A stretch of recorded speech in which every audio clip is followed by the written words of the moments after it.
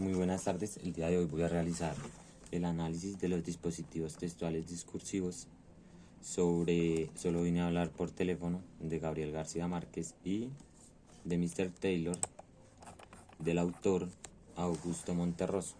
Empezaré con el de Solo vine a hablar por teléfono del maestro Gabriel García Márquez. A mi parecer este texto es muy desgarrador, ya que se trata de una señora o mujer que quería acompañar a su esposo, un mago que hacía funciones en diferentes lugares. Ella tenía que ir al lugar donde él estaba en un automóvil. Al ir al lugar donde estaba su marido, sufrió una avería en su automóvil, cosa que tuvo que realizar diferentes paradas a diferentes carros que pasaban en la carretera. En ese momento se detiene en un autobús, ella se sube, pero no se da cuenta, tampoco pregunta, sino que solamente se sube y se sienta. Ve a dos personas, que es el conductor y una señora, serios, y ella no se explica muy bien, y ahí es donde empieza el problema.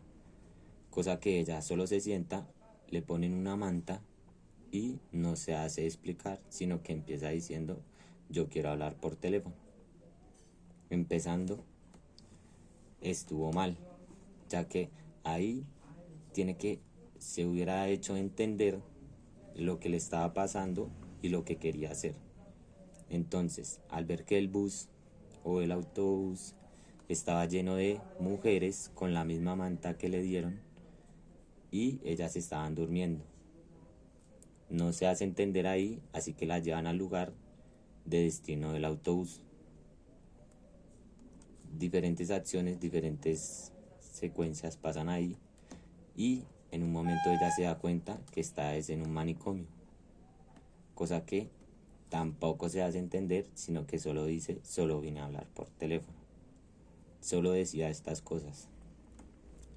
Los doctores, la doctora, asimilaron de que ella solo repetía esas situaciones y no se hacía entender.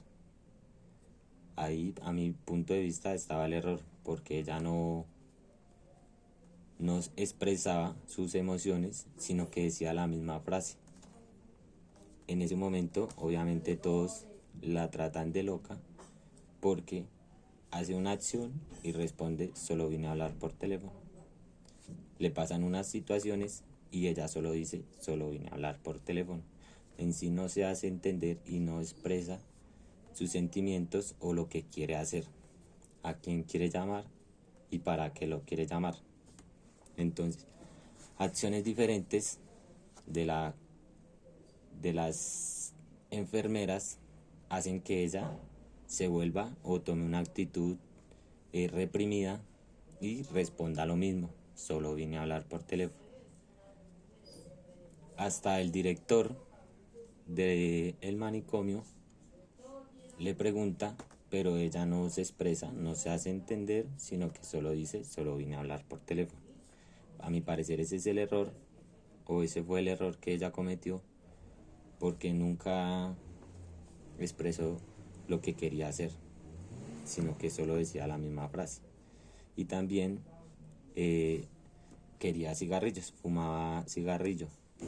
Entonces, esas dos características hacen que los doctores y las enfermeras piensen que ella está sufriendo una crisis o es tildada de loca.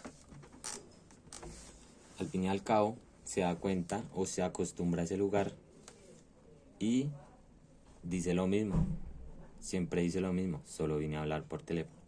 Así la hayan maltratado o así la hayan tratado bien, nunca se expresa, nunca libera sus emociones y nunca se hace entender. Conclusión, ella queda en el manicomio, su marido hace unas acciones, deja una nota en la casa a ver si ella llegó. Ella no llegó porque estaba en el manicomio, no se hizo entender lo que quería y es cruel porque ella no ella es cruel con ella misma, porque no se hace entender, no sabe expresarse, que lo que quería era hablar con su marido, el mago, para decirle que la esperara o hacerle entender lo que le había pasado con el automóvil. Entonces los doctores también toman una postura en contra de ella, porque no entienden lo que quiere hacer, si es solo hablar por teléfono. Entonces, al fin y al cabo, ella pierde a su marido y se queda en el manicomio. Pierde lo que más quería, o lo que para ella en ese momento era importante.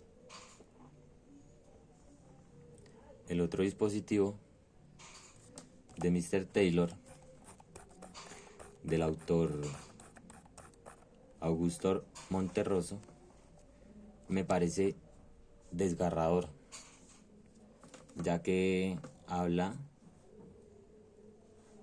de Mr. Taylor, que es una persona que crea un negocio de vender cabezas en el lugar donde él estaba, que era la selva amazónica.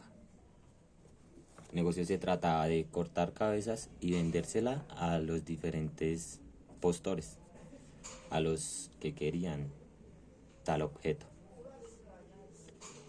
También él no controla su negocio, no se apropia de su negocio, entonces le van pidiendo cada día más y más cabezas. En un momento, ya, y a mi parecer, él perdió la cabeza durante su negocio, que en conclusión tuvo que dar su misma cabeza para terminar el negocio. Perdió la cabeza por el negocio que inició. Así que, al fin y al cabo, Mr. Rolson, que es como el más allegado a él, recibe una sorpresa, y es la cabeza de Mr. Taylor, el creador del negocio, que fue por una crisis o un momento en el que le pidieron 20 cabezas. Él perdió el control, no sabía dónde y cómo realizar esa entrega. Obviamente tenía las cabezas, pero ya le parecía algo ilógico. Entonces, durante esa crisis, a mi parecer, él decidió quitarse la cabeza y entregársela o hacerla llegar a Mr. Rolson. Cuando Mr. Rolson ve la cabeza, ve que la forma de la cabeza o la expresión de la cabeza era parecida como si uno estuviera pidiendo perdón.